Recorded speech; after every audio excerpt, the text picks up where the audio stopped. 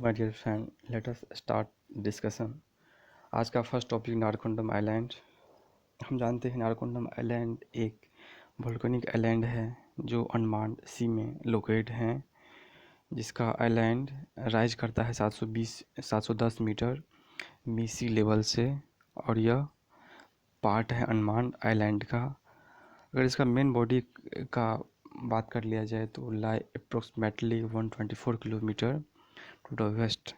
यह पार्ट है Indian territory of Andaman and Nicobar island का। अगर अंडमान निकोबार के बारे में कुछ जान लेते हैं, मेन फैक्ट्स एंड फिगर। यह इसका एस्टेब्लिशमेंट हुआ था 1 नवंबर 1956 को। इसमें capital and largest city district मिला लिया जाए तो 3 हैं, जिसका कैपिटल है पोर्ट ब्लेयर। यह एक यूटी है, इसलिए यहाँ पे गवर्नर नहीं होगा, यहाँ पे लेफ्टिनेंट गवर्नर होगा, जो है एडमिरल रिटायर्ड देवेंद्र कुमार जोशी, और चीफ सेक्रेटरी हैं चेतन भूषण सिंह। अगर टोटल एरिया की बात कर लिया जाए, जिसका एरिया है 8250 8,250 किलोमीटर स्क्वायर। अगर पॉपुलेशन की बात कर लिया जाए तो अप्रॉक्स 5 लाख पीपल्स हैं। ऑफिशियल लैंग्वेज हिंदी और इंग्लिश हैं। अगर इस पे क्वेश्चन की बात कर लिया जाए तो Narcondam island recently seen in news is locate in. Narcondam island जो है रिसेंटली न्यूज़ में देखा गया है, वो कहाँ पे है? तो इसका राइट आंसर होगा अंडमान निकोबार। अगर अंडमान निकोबार में देखा जाए तो कुल मिलाकर के 8 नेशनल पार्क हैं। इसमें सबसे बड़ा नाम है Campbell Bay National Park, Saddle Peak National Park, और ऐसे ही गलत है National Park, Mahatma Gandhi Marine National Park, Mount Harriet National Park, North Button Island National Park, Rani Jhansi Marine National Park. अब आज का दूसरा टॉपिक सेंट्रल जू एकेडमी। इस पे क्वेश्चन देख लेता हूँ। Consider the following statement with respect to the Central Zoo Authority CZA। Central Zoo Authority, first question का first part, it is a statutory body constituted under Wildlife Protection Act 1972. I think it is right answer. Right part. Exchange of animals between India and foreign zoo is approved by the CZA. इसमें कहा गया है animals का exchange किया जाएगा भारत का और national और अंतर्राष्ट्रीय चिड़ियाघर में, जो CZA देखता है। और थर्ड पार्ट है, it can recognise a zoo but it does not have a power to derecognise a zoo. यह जू को रिकॉग्नाइज करता है बट पावर नहीं है डी रिकॉग्नाइज करने का। शायद यह रॉन्ग आंसर है, क्योंकि इसके पास दोनों राइट हैं, रिकॉग्नाइज भी करने का और डी रिकॉग्नाइज भी करने का। अगर बात कर लिया जाए तो CZA एक स्टैट्यूटरी बॉडी है अंदर the ministry of environment forest climate change में। यह एक 1972 एक्ट के अंतर्गत आता है, जो National Zoo Policy 1992। It can recognise and derecognise a zoo. यह दोनों रिकॉग्नाइज भी करेगा किसी जू को और डी रिकॉग्नाइज भी करेगा। इसको चेयर करता है एनवायरनमेंट मिनिस्टर, और 10 मेंबर हैं मेंबर सेक्रेटरी में। आज के third topic, National Anti Doping Agency NADA, जो जितने भी ड्रग्स जो लेकर के प्लेयर सब जाते हैं उनको देखते हैं नेशनल में, और इंटरनेशनल में है वाडा WADA, जिसका मॉन्ट्रियल में हेडक्वार्टर है। इसका फॉर्मेशन हुआ था नाडा का 2005 24 नवंबर को। इसका पर्पस है एंटी डोपिंग स्पोर्ट्स में, हेडक्वार्टर न्यू दिल्ली में। Official language Hindi English. अगर CEO की बात कर लिया जाए चीफ एग्जीक्यूटिव अफसर की, तो नवीन अग्रवाल हैं, जो जून 2016 से हैं। नाडा पे क्वेश्चन देख लेता हूँ। Consider the following statement with respect to National Anti Doping Agency. First part question का, it act as an independent anti doping organisation for India having a vision of dope free sports. Second part, it implements the anti-doping code to achieve compliance by all sport organizations in the country except the BCCI boards of control for cricket in India. इसका right answer होगा एक only, first only. जो कहा गया है यह एक independent anti doping organisation है इंडिया के लिए, जो इसका मेन प्रिंसिपल है डोप फ्री स्पोर्ट्स। कोई डोप लगे, कोई ड्रग्स लेकर के प्ले ना करे और अपने बूस्ट करने के लिए एनर्जी बूस्टर ना ले। हाल में ही अगर नाडा की बात किया जाए, एक मोबाइल ऐप्स जो लॉन्च किया गया है जो एजुकेट करेगा एथलीट्स को ऑन डोपिंग पे, वो डोपिंग ना करे, इस प्रकार से आर्टिफिशियल्स ना ले। जो एक वर्चुअल लर्निंग प्लेटफार्म है जो एजुकेट करेगा एथलीट को consumption of band substances that enhance performance. Nada was set up the registered society under the Society Registration Act 1960 on 2005. It act as an independent anti-doping organization for India with mandate of dope-free sports in India. अगर बात किया जाए तो यह वाडा के code के अनुसार वो इम्प्लीमेंट करेगा। वाडा means World Anti Doping Agency. इस प्रकार से बहुत after year of resistance the board of BCCI से बार बार कंप्लीट होने के बाद came under the ambit National Anti Doping Agency in August 2019 में। 2019 में BCCI नाडा के अंतर्गत आ गया बहुत सारे रजिस्टेंस के बाद। आज की नेक्स्ट टॉपिक प्रधानमंत्री गरीब कल्याण योजना। इस पर क्वेश्चन देख लेता हूँ। प्रधानमंत्री गरीब कल्याण योजना के अंतर्गत कौन सा स्टेटमेंट सही है? First part, it aims at ensuring sufficient food only for the peoples who are below the poverty line. It excludes the beneficiaries in the targeted public distribution system and priority household PHH ration card holder. Right answer होगा इसका 182 है. इसमें recently prime minister Modi announced the extension of प्रधानमंत्री गरीब कल्याण अन्न योजना till the end of November. शायद यह दीपावली और छठ के मद्देनजर लिया गया है, जो बिहार और यूपी में, बिहार में खासतौर बहुत पॉपुलर है और यहाँ पे इलेक्शन का है, इस कारण से शायद आई थिंक.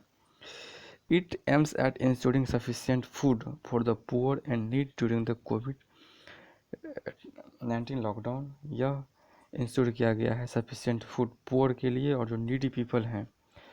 इसमें कहा गया है 80 crore individuals, roughly 2/3 of Indian population covered under this scheme. Each one of them would be provided double of their current next 3 month के लिए.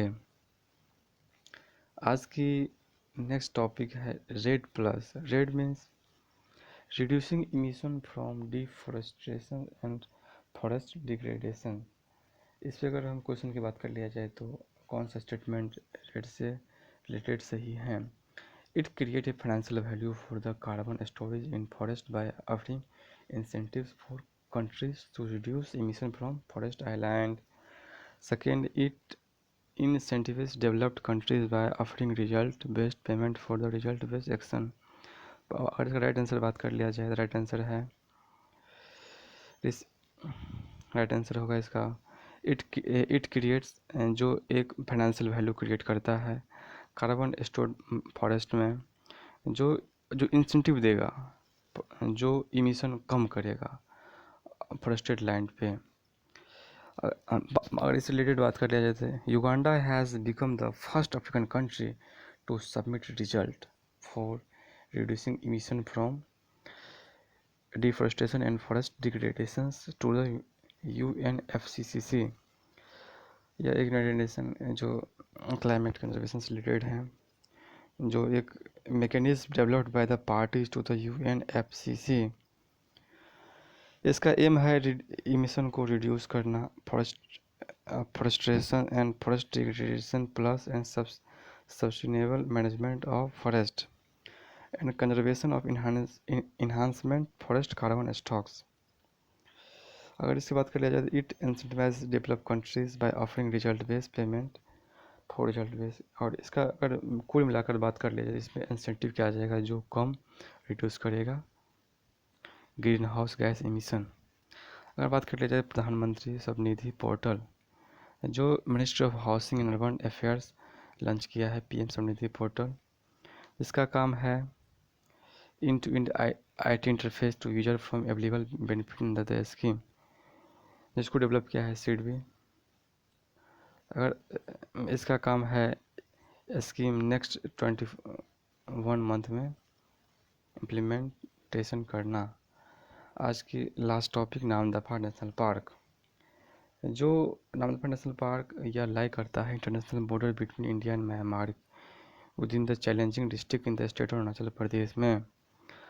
अगर बात कर लिया जाए, यह एक ओनली नेशनल पार्क है वर्ल्ड में जो 4 फ्लैंग स्पीसीज ऑफ बिग कैट, जो 4 प्रकार फ्लैंग स्पीसीज कैट का है, जो है टाइगर, इसका टाइगर का जो साइंटिफिक नाम है Panthera tigris, leopard Panthera pardus, snow leopard Panthera uncia और क्लाउडेड लेपार्ड नियोफिलिस नेबुलस। अगर बात करें जो hoolock gibbons only ape species हैं जो इंडिया में पाए जाते हैं इस नेशनल पार्क में। अगर बात करें जो जाए तो हुक लॉक गिबन्स, जिसका फिगर है ये इसका हुक गिबन्स यही है। तो अगर आज की हम कुल मिलाकर के देखें, फर्स्ट टॉपिक था मेरा हम लोग का अंडमान निकोबार का, तो उसमें हम लोग जानेंगे अंडमान निकोबार के बारे में कुछ फैक्ट जान लेते हैं। भारत में ऐसे तो कई ऐसी जगह हैं जो न केवल रहस्यमयी है बल्कि दुनिया के लिए आश्चर्य बना हुआ है। आइए हम जानते हैं देश के ऐसे आइलैंड के बारे में जो न केवल रहस्यमयी है बल्कि यहाँ कई ऐसी बातें हैं जो दुनिया के लिए आश्चर्य बना हुआ है। आगे बात करते हैं। जी हाँ, हम बात कर रहे हैं भारत के अंडमान निकोबार द्वीप समूह के बारे में। इस द्वीप पर हर साल लाखों टूरिस्ट छुट्टियाँ मनाने आते हैं, लेकिन इस द्वीप के कई ऐसे फैक्ट्स हैं जिनके बारे में आप शायद नहीं जानते होंगे। हम उन्हीं कुछ रहस्य को पर्दा उठाएंगे और जानेंगे। अगर बात किया जाए तो यहाँ पे कुल मिलाकर के 5-6 जो ट्राइबल्स रहते हैं, जिसमें सबसे बड़ा नाम है सेंटिलियंस, आगे जाड़वा, चैंपियंस। ये आदिवासी यहाँ के निवासी माने जाते हैं जो सदियों पहले अफ्रीका से माइग्रेंट होकर अंडमान पहुँचे। यहाँ के निवासी मुख्यतः जाड़वा जनजाति से हैं और 500 से भी कम जनसंख्या में है। बाहरी लोग से बिल्कुल मिलते जुलते नहीं हैं। यह सरकार के द्वारा संरक्षित जनजाति है, इसको कंजर्व किया गया है। यहाँ पर सबसे ज़्यादा बंगाली भाषा बोला जाता है। इसके अलावा तमिल, तेलुगु, मलयालम भाषा बोलने को मिलता है। और अभी हाल में ही कुछ मंथ पहले 2019 में अमेरिका का कुछ टूरिस्ट वहाँ पे गए थे, सेंटिनल्स ट्राइब लोग उनको मार दिए थे, जो काफ़ी हाईलाइट हुआ था। अगर बात किया जाए तो इस बेहद बहुत चर्चित 572 आइलैंड है, जिसमें से सिर्फ 36 जगह ही जाने या बसने के लायक हैं। निकोबार में जाने के लिए सिर्फ रिसर्च या सर्वे के लिए दुनिया ही चुनिंदा लोगों की इजाज़त मिलती है। टूरिस्ट के लिए यहाँ पे जाना बेहद मुश्किल है। यहाँ पे सबसे ज़्यादा समुद्री कछुआ पाया जाता है। धरती पे सबसे बड़ा कछुआ यहीं पाया जाता है। यह साइज़ में बेहद बड़े होते हैं और धरती का सबसे छोटा कछुआ जो ऑलिव राइडली भी अंडमान पहुंचकर अपना घर बनाता है। अगर बात किया जाए तो यहाँ पर डेनिस का रूल यहाँ पे साल 1868 में ख़त्म हुआ।